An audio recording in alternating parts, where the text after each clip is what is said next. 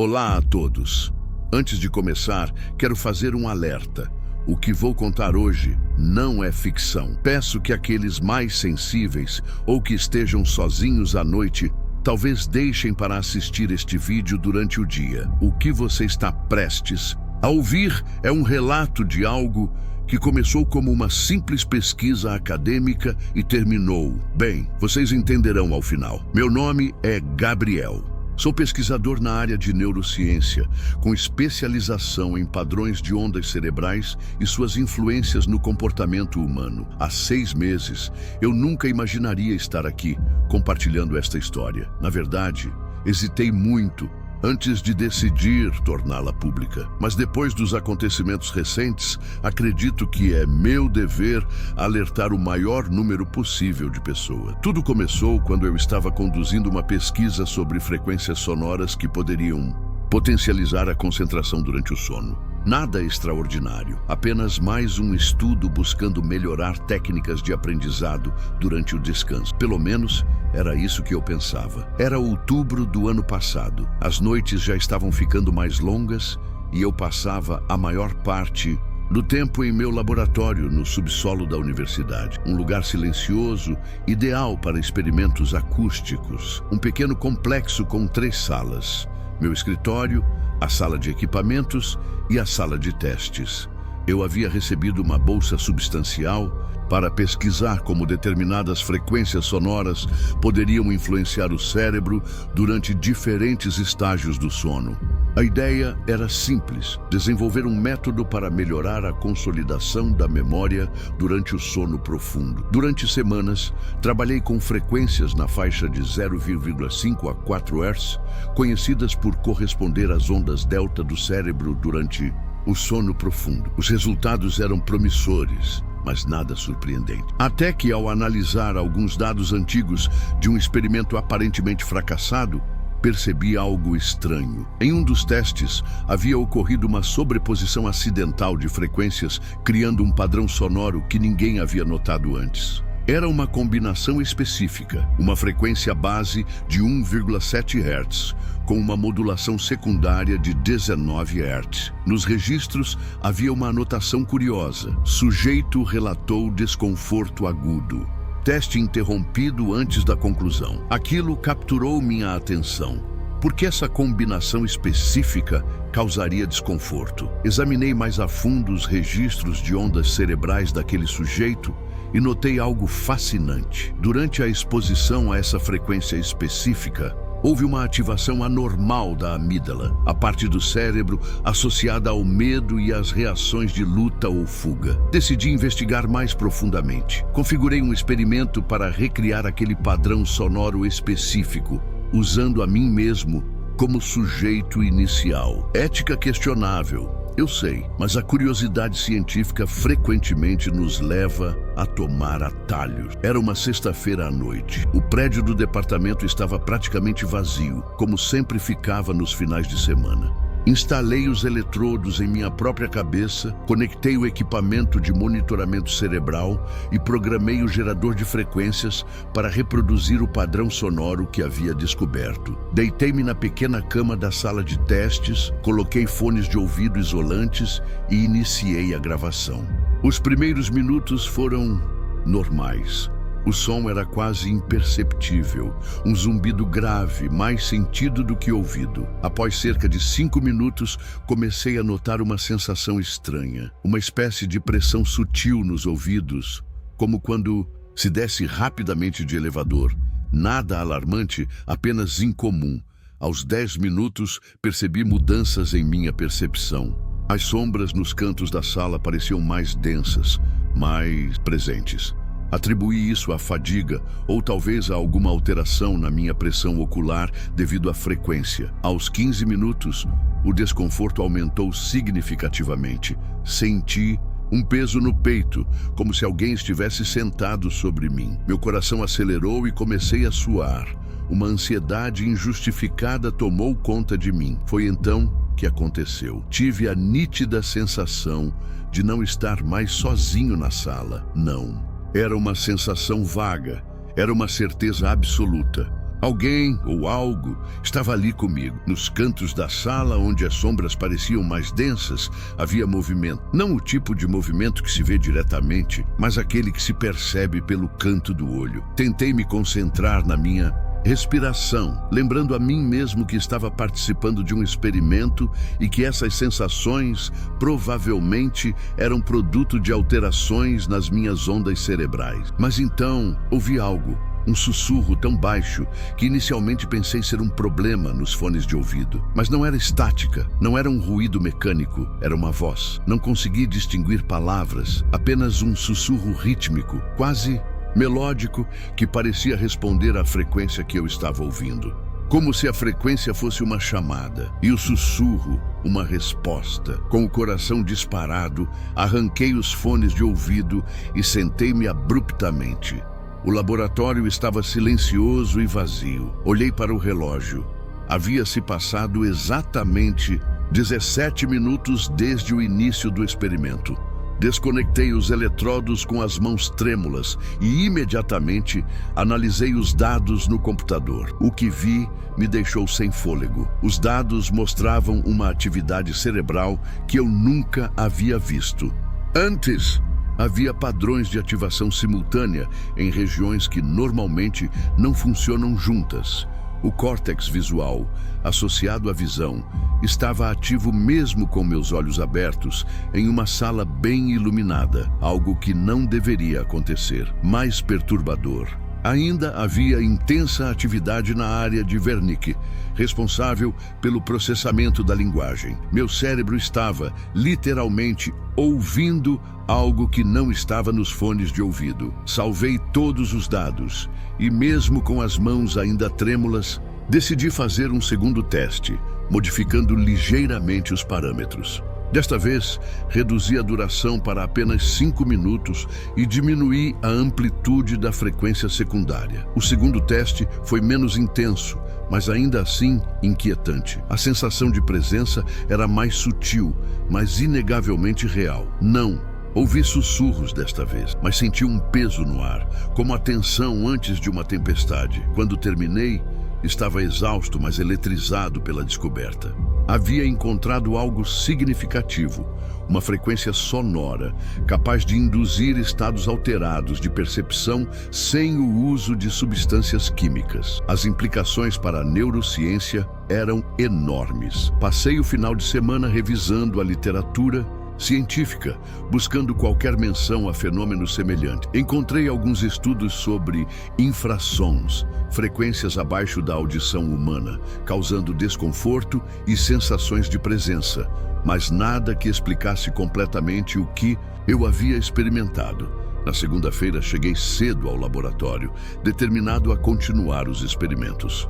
Foi quando notei algo estranho. A porta do meu escritório estava destrancada, embora eu tivesse certeza de tê-la trancado ao sair na sexta-feira. Dentro, tudo parecia normal à primeira vista, mas logo percebi que alguém havia mexido no meu computador. Os arquivos de registro do experimento tinham sido acessados. Verifiquei as câmeras de segurança do departamento, mas não havia registro de entrada no final de semana. Era como se os arquivos tivessem sido abertos por fantasmas. Decidi não comentar com ninguém sobre isso. Afinal, o que eu diria? Que estava conduzindo experimentos não autorizados em mim mesmo e agora suspeitava que alguém ou algo havia entrado no meu laboratório sem deixar rastros. Em vez disso, aumentei a segurança.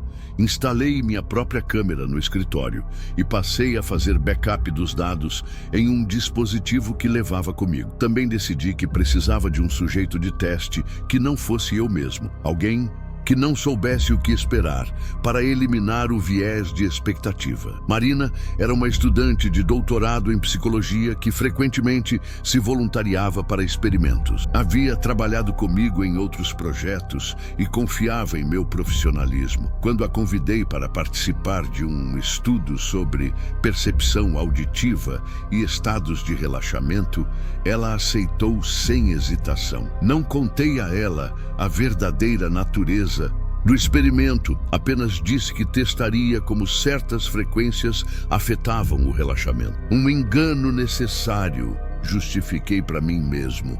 Na quarta-feira seguinte, Marina chegou ao laboratório.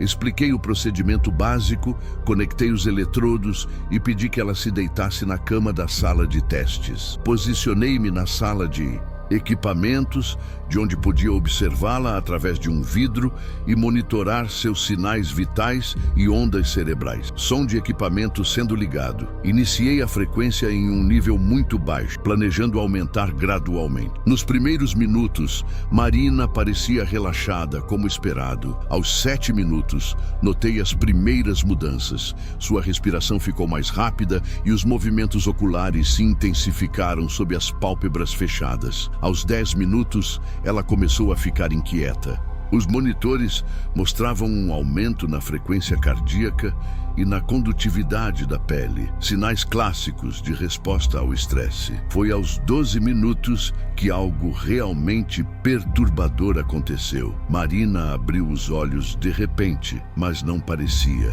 estar vendo a sala. Seu olhar estava fixo em um ponto no teto. Então, lentamente, sua expressão mudou para algo que só posso descrever como terror absoluto. Imediatamente interrompi o experimento e entrei na sala. Marina, está tudo bem? O experimento acabou. Ela não respondeu.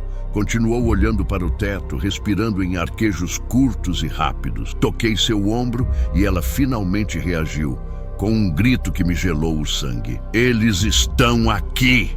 Eles estão aqui! Ela segurou meus braços com uma força surpreendente, as unhas cravando na minha pele. Você os trouxe para cá. Você abriu. E então, tão rapidamente quanto começou, ela parou. Seus olhos voltaram ao foco e ela olhou para mim com confusão. Gabriel, o que aconteceu? Ela não se lembrava de nada, nem do grito, nem das palavras que havia dito. O último momento em sua memória era estar deitada, ouvindo o zumbido nos fones de ouvido. Encerrei o experimento, alegando um mal-estar repentino da minha parte. Marina foi embora visivelmente confusa, mas aparentemente bem. Prometi entrar em contato para remarcar, sabendo que nunca o faria. Naquela noite não consegui dormir. As palavras de Marina ecoavam na minha mente. Você os trouxe para cá. Você abriu o quê? Nos dias seguintes, mergulhei em pesquisas sobre frequências sonoras, percepção extrasensorial e estados alterados de consciência. Uma teoria começou a se formar em minha mente. Uma teoria tão absurda que hesitei em documentá-la, mesmo em meus registros particulares. E se certas frequências sonoras pudessem, de alguma forma, sintonizar o cérebro humano com outros planos de existência? E se o que Marina e eu experimentamos não fosse uma alucinação, mas uma percepção genuína de algo que normalmente está além dos nossos sentidos? A ideia não era completamente sem precedentes na física teórica. Algumas interpretações da teoria das cordas sugerem a existência de dimensões paralelas muito próximas à nossa, mas imperceptíveis aos nossos sentidos limitados. E se o padrão sonoro que eu descobri acidentalmente fosse uma espécie de frequência ressonante entre nossa dimensão e outra? Para testar essa teoria, precisava de mais dados. Mas após o episódio com Marina, sabia que não poderia envolver mais ninguém. Teria que continuar sozinho. Modifiquei meu protocolo experimental. Em vez de me expor à frequência enquanto estava acordado, programei o sistema para iniciar durante meu sono, especificamente durante a fase de sono REM, quando o cérebro está mais ativo e a barreira entre o consciente e o inconsciente mais tênue. Instalei câmeras por todo o laboratório, além de gravadores de áudio ultrassensíveis. Se algo acontecesse, se alguma presença se manifestasse, eu queria ter evidências. Na sexta-feira seguinte, 3 semanas após meu experimento inicial, preparei tudo para passar a noite no laboratório. Conectei-me aos equipamentos de monitoramento, programei o sistema para iniciar a frequência quando atingisse o sono REM e deitei-me para dormir. Som de equipamentos eletrônicos operando em segundo plano. O que aconteceu naquela noite mudou tudo. Adormeci por volta das 23h30. Segundo os registros do equipamento, entrei em sono REM às 1h17 da manhã e o sistema iniciou automaticamente a reprodução da frequência.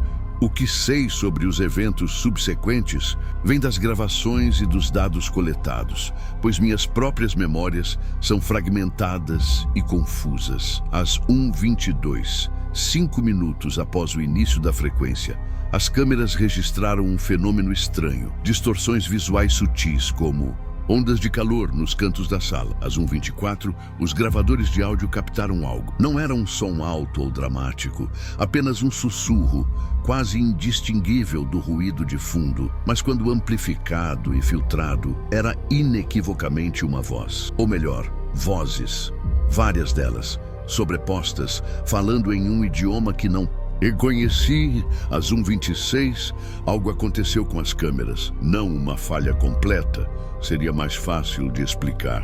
Em vez disso, por aproximadamente 3 segundos, todas as 4 câmeras mostraram a mesma imagem distorcida. A sala de teste vista de um ângulo que não correspondia à posição de nenhuma delas, como se houvesse uma quinta câmera que eu não havia instalado. E nessa imagem havia algo ao lado da cama onde eu dormia. Uma figura escura, mal definida, inclinada sobre mim. Às 1h27, os monitores registraram um pico em todas as minhas leituras fisiológicas. Frequência cardíaca, pressão arterial, atividade cerebral. No vídeo, podia-se me ver contorcendo na cama como se estivesse tendo um pesadelo intenso. E então, às 1h29, eu falei. Não acordei, mas falei claramente durante o sono. As palavras foram captadas pelos gravadores com perfeita clareza. Eu aceito, eu os deixarei entrar. Imediatamente, após essas palavras, todas as câmeras e equipamentos de gravação falharam simultaneamente. Um apagão completo que durou exatamente 7 minutos. Quando os sistemas voltaram online às 1h36, eu estava acordado, sentado na beirada da cama, olhando diretamente para uma das câmeras. Minha expressão era serena. Não demonstrava medo ou confusão, apenas uma calma inquietante. Levantei-me, desconectei metodicamente todos os eletrodos e sensores e saí da sala de testes. As câmeras do corredor me mostraram caminhando com passos decididos até meu escritório, onde sentei à mesa e comecei a escrever furiosamente em um caderno. Escrevi continuamente por quase 2 horas, enchendo página após página com diagramas, equações e texto. Então, às 3h40, parei abruptamente. Guardei o caderno em minha mochila, apaguei as luzes do laboratório e fui embora. A parte mais perturbadora? Não me lembro de nada disso. Minha última memória é de adormecer na sala de testes e a próxima é de acordar em minha própria cama em casa na manhã seguinte, sem nenhuma ideia de como havia chegado lá. O caderno não estava comigo e nunca o encontrei. Nos dias que se seguiram, comecei a notar mudanças. Sutis a princípio, depois cada vez mais pronunciadas. Primeiro foram os sonhos. Sonhos vívidos, coerentes, que pareciam continuar noite após noite, como episódios de uma série. Nesses sonhos, eu estava sempre em um lugar estranho, uma versão distorcida do meu laboratório, onde as paredes pareciam respirar e as portas levavam a lugares impossíveis. E nesse lugar, eu não estava sozinho. Havia outros. Figuras que permaneciam nas sombras observando, comunicavam-se comigo, não com palavras, mas diretamente em minha mente, transmitindo conceitos complexos que eu entendia perfeitamente durante o sonho, mas que escorregavam para longe quando tentava recapturá-los ao acordar. Então, vieram as experiências durante o dia, momentos de déjà vu tão intensos que me deixavam desorientado. Vislumbres de movimento periférico constantes, como se algo estivesse sempre se movendo, logo fora do meu campo de visão, e o som, sussurros no silêncio, sempre no limite da audição. Quando estava sozinho em meu apartamento, às vezes ouvia passos em cômodos vazios, portas abrindo e fechando, quando não havia ninguém além de mim. Mas o mais perturbador foram as lacunas na memória, horas desaparecidas, sem explicação. Encontrava-me em lugares sem lembrar como havia chegado lá. Uma vez, Acordei andando pela área de armazenamento do subsolo da universidade, um lugar onde nunca tinha motivo para ir. Comecei a deixar gravadores de áudio funcionando em meu apartamento e no laboratório. As gravações frequentemente capturavam minha própria voz durante esses episódios de ausência, falando longamente, articuladamente, sobre conceitos científicos avançados que iam muito além do meu campo de conhecimento. Teorias sobre física quântica, matemática multidimensional e algo que só posso descrever como mecânica transdimensional. Em uma gravação particularmente perturbadora, ouvi-me dizer: a barreira é mais fina do que imaginamos. Não é uma parede, mas uma membrana permeável. E agora que encontramos a frequência ressonante, eles podem sentir nossa presença tanto quanto nós sentimos a deles. Estão curiosos, estão tentando entender, e alguns deles querem atravessar. Apesar do medo crescente, não conseguia abandonar a pesquisa. Havia algo compulsivo nisso agora, uma necessidade obsessiva de entender o que havia descoberto, o que havia aberto. Adaptei meu laboratório, instalando equipamentos mais sofisticados. Geradores de campo eletromagnético para medir alterações sutis durante a emissão da frequência. Câmeras termográficas para detectar variações de temperatura. Sensores de movimento ultrassensíveis. E comecei a modificar a frequência original, testando variações, buscando afinar o sinal. Uma parte de mim sabia que estava indo longe demais, mas não conseguia parar. Era como se algo me impulsionasse, guiando minhas ações. Nas semanas seguintes, fiz progresso significativo. Descobri que a eficácia da frequência aumentava drasticamente quando reproduzida em determinados momentos, principalmente entre 3 e 4 horas da manhã, o que folclore em diversas culturas chama de Hora das Bruxas ou Hora do Diabo. Também descobri que certos locais pareciam mais receptivos ao fenômeno. Áreas com histórico de ocorrências paranormais relatadas respondiam mais intensamente à frequência, como se esses locais já fossem naturalmente mais finos na barreira entre dimensões. Uma noite, cerca de 2 meses após o experimento inicial, consegui o que considero ser a evidência mais conclusiva. Havia instalado o equipamento em um porão abandonado de um antigo hospital psiquiátrico, uma expedição de pesquisa não oficial, realizada no meio da noite. O local tinha uma história sombria, décadas de sofrimento humano, tratamentos experimentais cruéis, mortes não documentadas. Se havia um lugar onde a barreira entre mundos poderia ser fina, seria ali. Posicionei as câmeras, os sensores e o gerador de frequência. Desta vez, não me expus diretamente. Permaneci a uma distância segura, monitorando remotamente. Às 3h17 da manhã, ativei a frequência. Os efeitos foram quase imediatos. A temperatura no porão caiu rapidamente, mais de 10 graus em menos de 1 minuto, algo que não poderia ser explicado por qualquer fenômeno meteorológico natural. Os sensores eletromagnéticos enlouqueceram, registrando picos extremos que excediam em muito a capacidade de medição. E então aconteceu. Na gravação de vídeo é possível ver claramente uma distorção no ar, como se a própria realidade estivesse ondulando. E através dessa ondulação, por um breve momento, algo se tornou visível.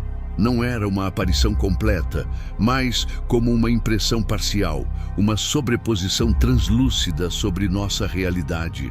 Uma figura humanoide, mas com proporções levemente erradas. Membros muito longos, cabeça muito grande para o corpo. E onde deveria haver um rosto, havia apenas uma mancha escura e difusa. A aparição durou apenas 3 segundos, antes de a distorção colapsar sobre si mesma. Mas foi o suficiente. Eu tinha capturado evidência visual do que havia do outro lado. Uma semana após o incidente no porão do hospital, recebi uma visita inesperada em meu apartamento. Era tarde da noite, quase 23 horas, quando alguém bateu à minha porta. Através do olho mágico, vi um homem de meia idade, vestindo um terno cinza simples. Parecia perfeitamente comum, o tipo de pessoa que você cruzaria na rua sem notar. Quando abri a porta, ele não se apresentou, nem explicou como havia entrado no prédio sem usar o interfone. Em vez disso, olhou-me diretamente nos olhos e disse: "Professor Gabriel, você precisa interromper sua pesquisa imediatamente." Fiquei paralisado. Não havia mencionado minha pesquisa a ninguém fora do departamento e certamente não os detalhes específicos sobre a frequência. "Como você sabe sabemos muito mais do que você imagina." Ele interrompeu. "O que você encontrou não é novo, professor. Outros descobriram essa frequência antes, em diferentes épocas, diferentes culturas. Os sumérios a chamavam de o tom do abismo. Os monges tibetanos se referiam a ela como o som que caminha entre mundos. No século XVI, um alquimista inglês chamou-a de a nota do portal. Convidei-o a entrar, mais por choque do que por cortesia. Ele recusou. "Não tenho muito tempo, e o que tenho a dizer é simples. Pare enquanto ainda pode. A barreira entre os mundos existe por uma razão. O que está do outro lado não é para nós entendermos ou interagir." "Quem é você?" consegui perguntar. "Alguém que cometeu o mesmo erro que você, há muito tempo. Alguém que também ficou obcecado com a frequência e com o que ela revelava. Alguém que perdeu muito mais do que pode imaginar." Ele olhou por cima do ombro como se temesse ser observado e então voltou a me encarar com uma intensidade que me desconcertou. "Eles notaram você, professor. Quando você abriu aquela porta pela primeira vez, você criou uma conexão. Agora eles o conhecem, eles o sentem, e alguns deles estão muito interessados em você." Antes que eu pudesse responder, ele estendeu a mão e me entregou um pequeno pendrive prateado. "Aqui está tudo o que sabemos sobre a frequência e seus efeitos. Os perigos, os sinais de aviso, as precauções que podem ser tomadas. Use essas informações com sabedoria." Então, ele se virou para ir embora. Na soleira da porta, fez uma pausa final e disse, quase como uma reflexão tardia: "E professor, verifique os registros do seu medidor de CO2. A concentração no seu apartamento tem aumentado gradualmente nas últimas semanas, não é? Mesmo sem explicação aparente? Esse é apenas o primeiro sinal. Eles estão consumindo nosso oxigênio, respirando nosso ar. Cada vez que você usa a frequência, a barreira fica mais fina e mais deles conseguem se aproximar. E com isso, ele se foi." Verifiquei o corredor segundos depois, mas não havia sinal dele. Era como se tivesse desaparecido no ar. O pendrive continha centenas de arquivos, relatórios, fotografias, gravações de áudio, datando de décadas atrás até bem recentemente. Casos documentados de pessoas que haviam descoberto a frequência e sofrido as consequências. Algumas enlouqueceram. Outras simplesmente desapareceram. E também havia instruções detalhadas sobre como fechar o que eu havia aberto, como reforçar a barreira que eu havia enfraquecido. Passei a noite inteira estudando aqueles arquivos, cada vez mais horrorizado com o que havia desencadeado. Nos dias que se seguiram à visita do estranho, os fenômenos em meu apartamento e no laboratório intensificaram-se dramaticamente. Era como se, ao tomar consciência do perigo, eu tivesse de alguma forma acelerado o processo. Objetos mudavam de lugar quando eu não estava olhando. Luzes acendiam e apagavam sozinhas. Os aparelhos eletrônicos comportavam-se de maneira errática, televisão ligando no meio da noite, computador reiniciando sem motivo aparente, telefone fazendo chamadas para números que não existiam. Meus sonhos tornaram-se mais vívidos e perturbadores. Neles, eu caminhava por corredores intermináveis, que pareciam ao mesmo tempo familiares e alienígenas. E sempre havia aquelas figuras nas sombras, observando, esperando, aproximando-se um pouco mais a cada noite. Acordava frequentemente às 3h17 da manhã, precisamente o horário em que havia ativado a frequência no porão do hospital. E quando acordava, tinha a certeza absoluta de não estar sozinho em meu quarto. Uma noite, uma semana após a visita do estranho, tive a confirmação definitiva de que as coisas haviam saído completamente do controle. Antes de começar, quero deixar algo claro. Não estou contando esta história para entreter vocês. Estou contando porque preciso que alguém, em algum lugar, saiba o que aconteceu em Abismo. Porque Abismo não aparece em nenhum mapa. Porque, oficialmente, Abismo não existe mais. E porque, oficialmente, as 43 pessoas que morreram lá nunca existiram. Meu nome é Daniel Mendes. Até 3 meses atrás, eu era fotógrafo freelancer para a revista Caminhos e Destinos. Meu trabalho era simples: visitar pequenas cidades do interior, fotografar paisagens, arquitetura histórica e moradores locais, capturando a essência desses lugares esquecidos pelo tempo. Foi assim que cheguei a Abismo. Encontrei a primeira menção a esta cidade em um blog obscuro sobre viagens alternativas. Apenas um parágrafo curto, a 317 quilômetros da capital, escondida entre montanhas, Abismo é um povoado que parece ter parado no século XIX. Sem sinal de celular, internet ou TV a cabo, o local mantém tradições peculiares, incluindo um festival anual cujas origens se perdem no tempo. Foi o suficiente para despertar meu interesse. Uma cidade isolada, praticamente intocada pela modernidade, seria perfeita para uma reportagem fotográfica. Meu editor concordou imediatamente.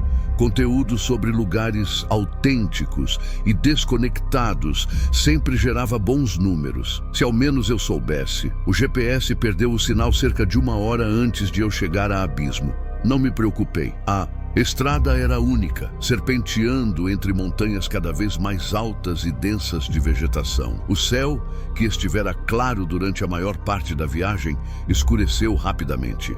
Não apenas pelo pôr do sol que se aproximava, mas por nuvens pesadas que se formaram com uma velocidade surpreendente. Começou a chover quando avistei a placa de madeira envelhecida. Bem-vindo a Abismo, fundada em 1824. A tinta estava descascada e alguém havia riscado algo abaixo da data. Não consegui distinguir o que era, talvez algum tipo de vandalismo. A estrada de terra transformou-se em paralelepípedos irregulares e meu carro sacudia violentamente enquanto eu avançava. As primeiras casas apareceram, construções antigas de pedra e madeira, com telhados íngremes e janelas estreitas. Não havia ninguém nas ruas, apesar de ser apenas início da noite. Estacionei na praça central, um espaço circular com uma fonte de pedra no meio. A água que jorrava tinha uma coloração estranha, levemente avermelhada. Provavelmente ferrugem nos canos antigos, pensei. A única construção que mostrava sinais de vida era um pequeno estabelecimento com uma placa desgastada: Hospedaria e Taverna Aurora. Luzes amareladas brilhavam através das janelas embaçadas, e o som abafado de conversas vinha de dentro. O interior da taverna era exatamente como eu imaginava: piso de madeira gasta, mesas robustas, um balcão longo com banquetas e uma lareira acesa no canto. Cerca de 12 de pessoas ocupavam o lugar, todas se voltando para me encarar quando entrei. O silêncio foi imediato e opressivo. Caminhei até o balcão, onde um homem de meia idade com barba grisalha limpava copos com um pano que já havia conhecido dias melhores. Boa noite. Vocês têm quartos disponíveis? Pretendo ficar alguns dias. O homem me estudou por um momento antes de responder, seus olhos cinzentos calculando algo que eu não compreendia. Turista? Perguntou finalmente. Sua voz rouca como se não fosse usada com frequência. Fotógrafo, na verdade. Estou fazendo uma reportagem sobre cidades históricas para a revista Caminhos e Destinos. Um murmúrio percorreu a taverna. O homem trocou olhares com alguém atrás de mim e quando voltou a me encarar, havia algo diferente em sua expressão. Não consegui identificar o que era. Temos um quarto, R$ 70 a diária, com café da manhã incluído. Jantar é cobrado à parte. Ele pegou uma chave antiga pendurada na parede atrás dele e a colocou sobre o balcão. Havia uma etiqueta de madeira presa a ela com o número 7 entalhado. Última porta no final do corredor, à direita. O banheiro é compartilhado. Segunda. Porta à esquerda. Enquanto eu registrava minha entrada num livro amarelado de capa de couro, notei que as conversas haviam recomeçado, mas em um volume muito mais baixo, quase sussurro. Senti vários olhares nas minhas costas. O quarto era simples, mas limpo. Uma cama de solteiro com colchão firme, um armário pequeno, uma escrivaninha com cadeira de madeira e um abajur antigo. A única janela dava para um quintal nos fundos da hospedaria, onde a escuridão já havia se instalado completamente. Após deixar minha mala, voltei à taverna para jantar. A comida era surpreendentemente boa. Um ensopado de carne com legumes que não consegui identificar todos, mas que tinha um sabor rico e satisfatório. O pão era claramente caseiro, ainda quente do forno. Durante a refeição, tentei puxar conversa com o homem do balcão, que descobri ser Augusto, o proprietário. A cidade parece bem tranquila, sempre foi, respondeu secamente. Ouvi falar de um festival tradicional que vocês realizam. É essa a época do ano? Augusto parou de limpar o balcão e me encarou por um momento longo demais para ser confortável. Não, o festival é na lua nova, faltam alguns dias. Ótimo, então poderei fotografá-lo. Do que se trata exatamente? Augusto retomou sua limpeza com mais vigor do que antes. É uma celebração da colheita, tradição antiga. Senti que não conseguiria muito mais informações dele naquele momento, então mudei de assunto. Existe algum ponto turístico que não devo perder? Algum lugar especial para fotografar? Foi uma mulher idosa sentada próxima quem respondeu, sua voz surpreendentemente firme. A igreja, Nossa Senhora das Dores, na colina. É a construção mais antiga da cidade. Agradeci pela informação e continuei minha refeição em silêncio, observando discretamente os outros clientes. Havia algo estranho nele, não conseguia definir exatamente o que.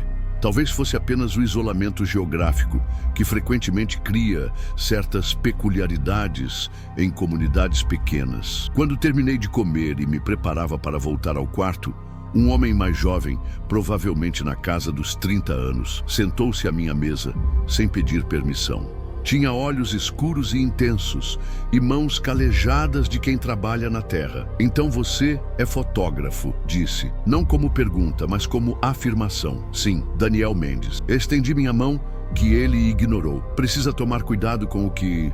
Fotografa em abismo. Sua voz era baixa, quase um sussurro.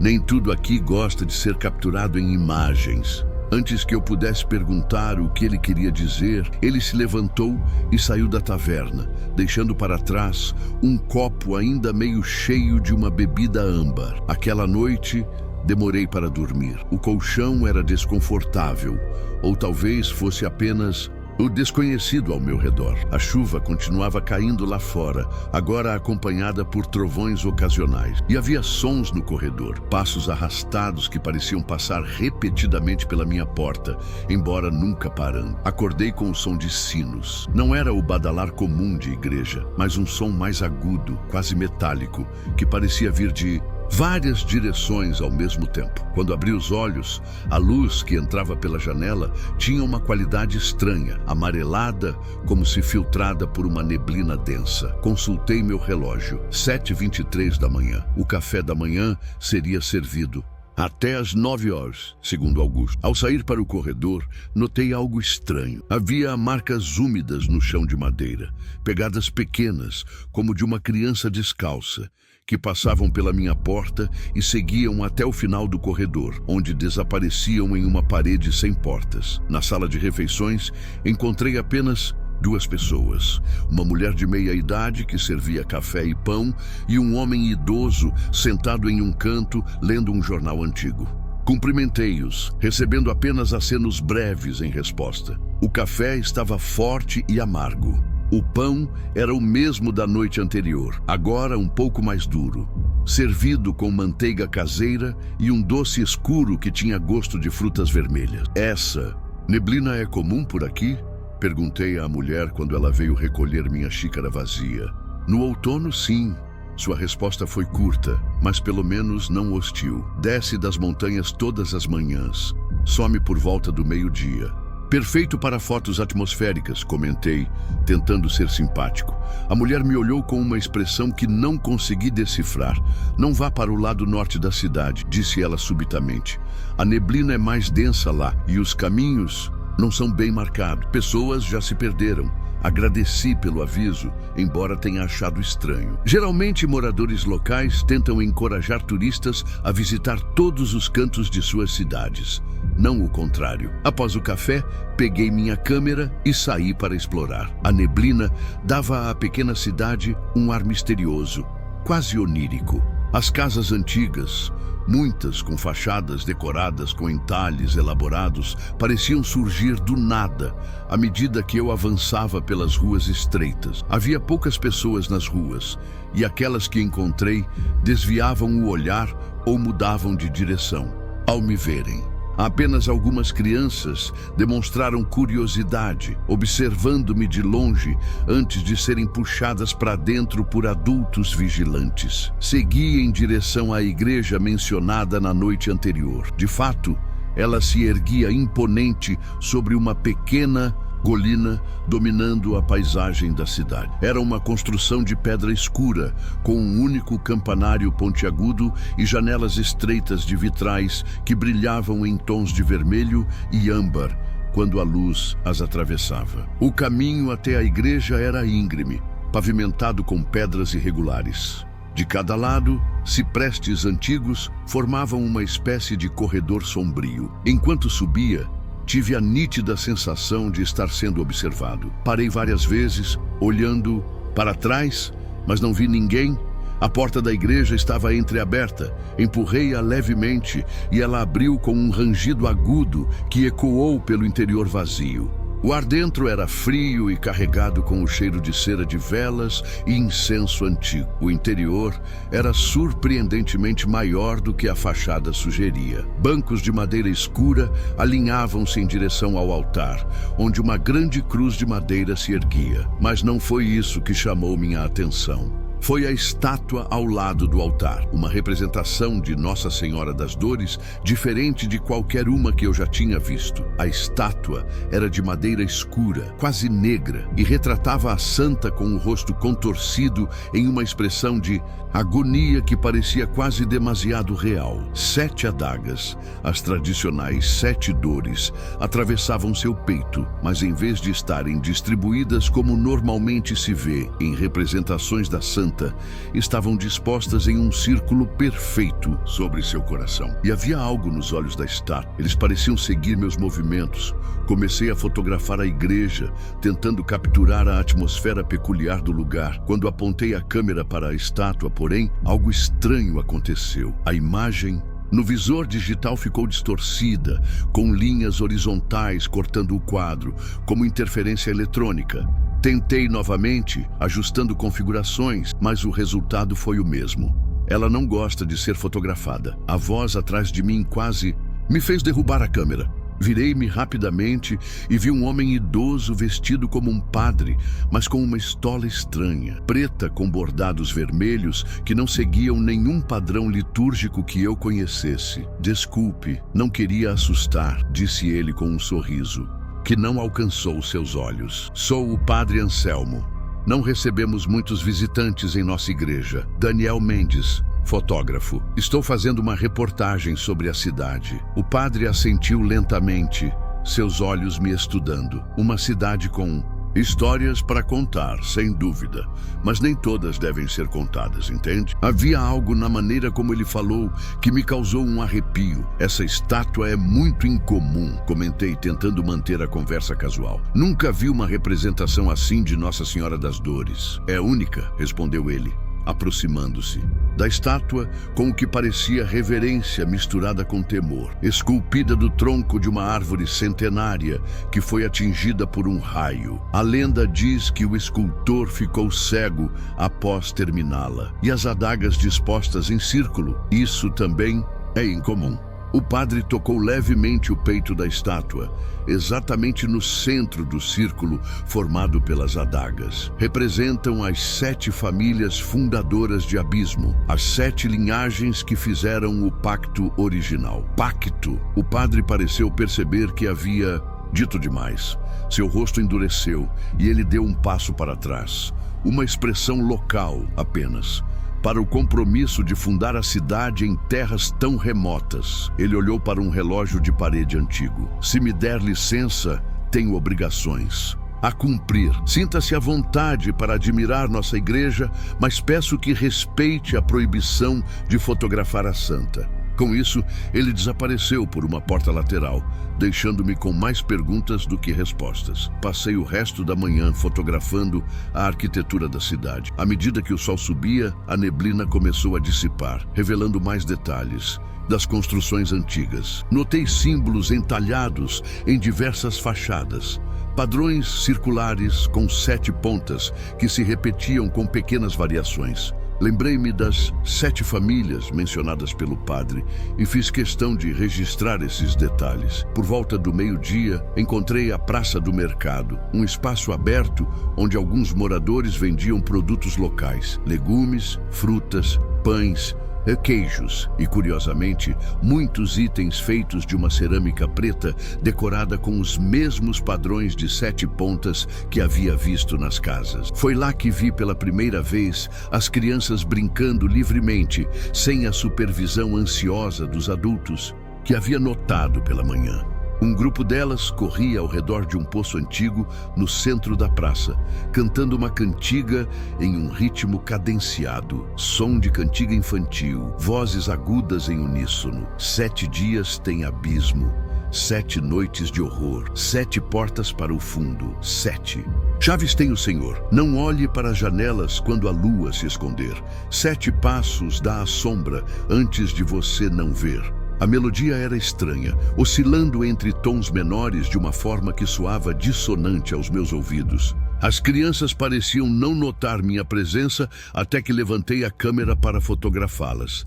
Nesse momento, todas pararam simultaneamente e olharam em minha direção. O silêncio repentino foi perturbador. Uma mulher que vendia pães próxima rapidamente interviu, chamando as crianças e dispersando-as com palavras sussurradas que não conseguia ouvir. Quando se aproximou de mim, seu rosto demonstrava uma mistura de irritação e preocupação. Não fotografamos as crianças em abismo, disse ela firmemente. É tradição, traz má sorte. Desculpe, não sabia. Não vou utilizar nenhuma imagem. E delas...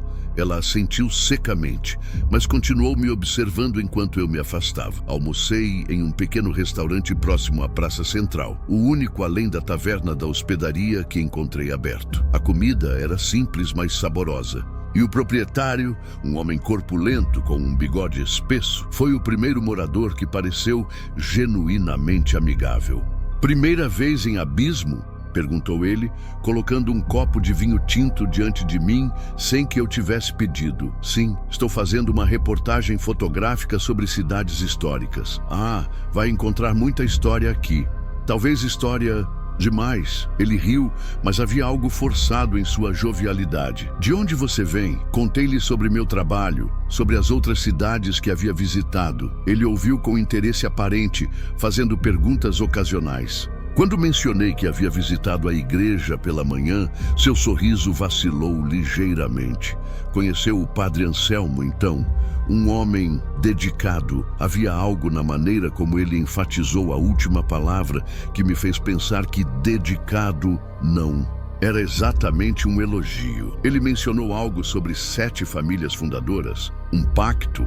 O homem ficou tenso, seu olhar desviando-se para a janela antes de voltar a mim. Lendas antigas. Cada cidade pequena tem as suas. Nada que interesse a um homem moderno como você. Ele encheu meu copo novamente, embora eu mal tivesse bebido. Vai ficar quanto tempo? Uma semana, talvez. Depende do material que conseguir. Uma semana, ele repetiu, como se calculando algo. Chegou ontem, então parte no próximo domingo, provavelmente. Por quê? Ele deu de ombros, tentando parecer casual. Apenas curiosidade. Temos poucos visitantes e eles raramente ficam tanto tempo. O restante do almoço transcorreu em silêncio. Quando terminei e fui pagar, ele recusou meu dinheiro. Primeira refeição é cortesia da casa para visitantes. Tradição local. Agradeci, embora tenha achado o gesto inconsistente com a recepção geral que havia recebido até então. A tarde foi dedicada a fotografar o lado sul da cidade, lembrado do aviso para evitar o norte. Descobri uma área com ruínas do que parecia ter sido uma estrutura industrial, talvez um moinho antigo, considerando as rodas de pedra parcialmente preservadas e a proximidade com um riacho. As ruínas tinham uma qualidade melancólica sob a luz da tarde, e passei horas captando diferentes ângulos. Foi enquanto fotografava um arco de pedra particularmente interessante que notei algo escrito na parte interna, palavras entalhadas que haviam resistido ao tempo. Aproximei-me para ler. Aqui jaz o portal, que permaneça selado pelos 7. Nunca mais aberto até o último sangue secar. Fotografei a inscrição, intrigado com seu significado.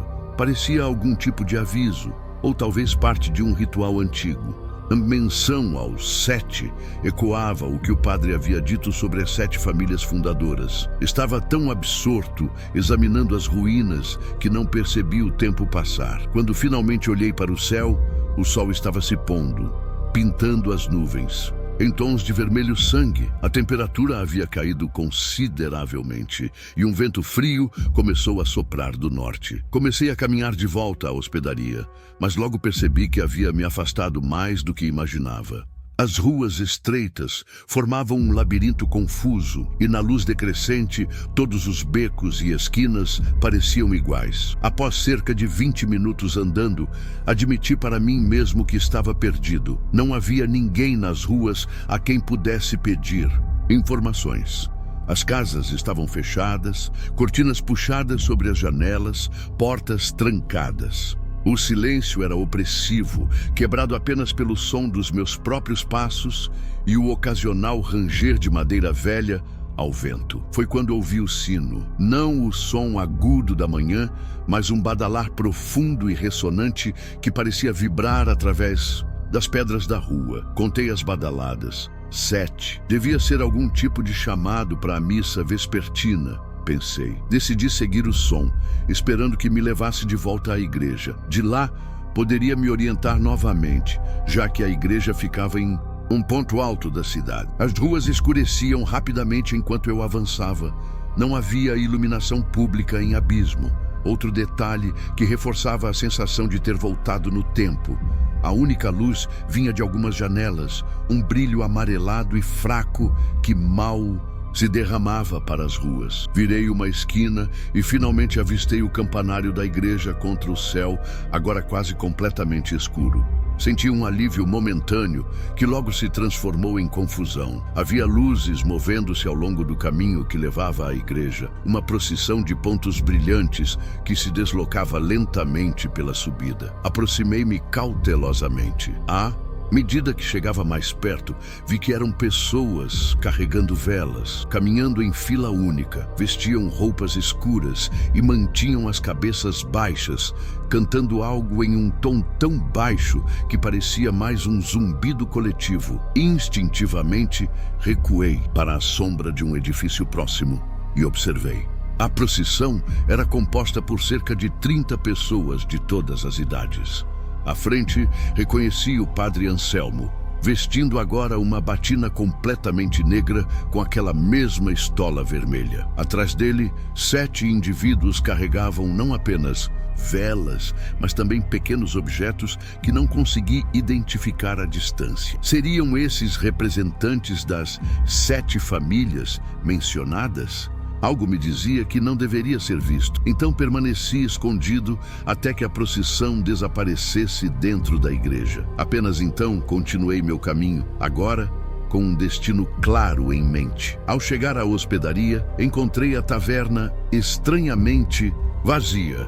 Apenas Augusto estava lá, limpando copos como na noite anterior. Onde está todo mundo? Perguntei, sentando-me ao balcão. Missa de quarta-feira, respondeu ele secamente. A maioria vai. Vi a procissão. Parecia sério Augusto parou de limpar, fixando seus olhos nos meus. Somos uma comunidade religiosa. Tradições antigas são importantes aqui. Algo em seu tom me disse que não deveria fazer mais perguntas sobre o assunto. Em vez disso, pedi um jantar e uma cerveja. Enquanto comia, mostrei a Augusto algumas das fotos que havia tirado durante o dia, excluindo as das crianças e da estátua na igreja, é claro. Ele olhou com interesse educado, mas sem entusiasmo real. Quando cheguei à foto da inscrição, nas ruínas, no entanto, sua reação foi diferente. Sua mão se moveu tão rapidamente que mal vi. Num instante, ele havia virado minha câmera para baixo, escondendo a tela. Onde tirou isso? Sua voz estava tensa, quase um sussurro. Nas ruínas ao sul, parece um antigo moinho ou algo assim. Augusto soltou um suspiro pesado, passando a mão pelo rosto. Aquilo não é para os olhos de forasteiros. São ruínas perigosas. Podem desabar a qualquer momento. Ninguém vai lá. Bem, eu fui, e a estrutura parecia bastante sólida. Recuperei minha câmera. O que significa aquela inscrição sobre um portal? Augusto se inclinou sobre o balcão, seu rosto a centímetros do meu. Escute bem, fotógrafo. Há lugares em abismo que não são para visitantes. Há histórias que não são para serem contadas. Se quiser terminar sua semana aqui em paz, fique nas áreas principais da cidade. Fotografe as casas antigas, a praça, os produtos locais.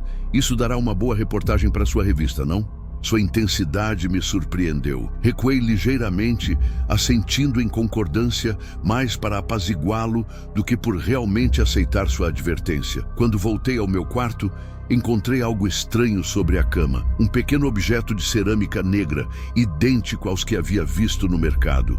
Era uma estatueta rudimentar, representando uma figura humanoide sem rosto, com 7 pequenos orifícios distribuídos onde deveria estar o peito. Não havia nenhum bilhete, nenhuma explicação. A porta do meu quarto estava trancada exatamente como eu a havia deixado, e eu carregava a única chave comigo. Coloquei a estatueta na escrivaninha e a examinei mais detalhadamente. Os orifícios no peito formavam o mesmo padrão circular que as adagas na estátua da igreja. Virei-a e encontrei algo escrito na base, as mesmas palavras da inscrição nas ruínas: que permaneça selado pelos 7.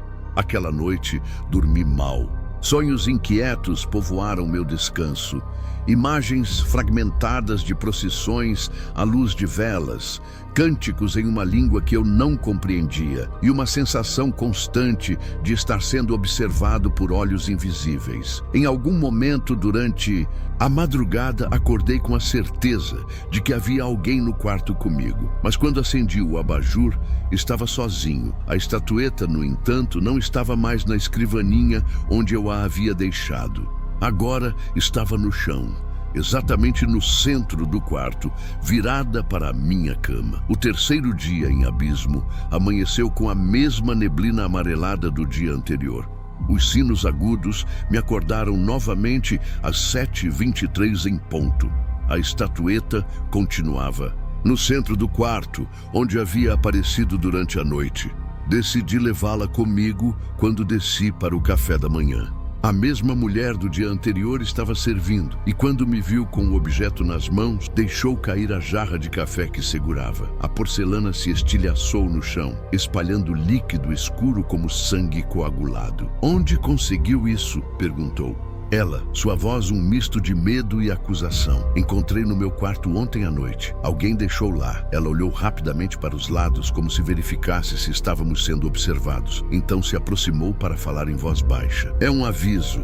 E também uma proteção, se souber usá-la corretamente." "Proteção contra o quê?" Ela hesitou, mordendo o lábio inferior. "Contra o que caminha à noite em abismo. Contra o que espreita nas sombras durante a lua escura." Antes que eu pudesse fazer mais perguntas, ela se afastou para limpar o café derramado. Quando voltou, seu comportamento havia mudado completamente. Então, ao mesmo momento, ele se deparou com uma pessoa totalmente diferente do que ele imaginava. Se virou na mesma hora e começou a orar, pedindo para que voltasse a ser exatamente como antes, e em um decorrer de segundo, a sua voz mudou. Se tornou mais grossa e ele gritava pedindo para que parasse de orar e que ele era imortal e que ninguém conseguiria o tirar do corpo dele. E em um simples passo, o seu amigo elevou a voz e começou a falar mais alto que ele. E com um tempo, tudo se acalmou, seu amigo voltou ao normal e não lembrava o que tinha acontecido com ele. Desde ali, o seu amigo ficou estranho. Andava com medo, não andava de noite e só saía de casa se fosse pela manhã.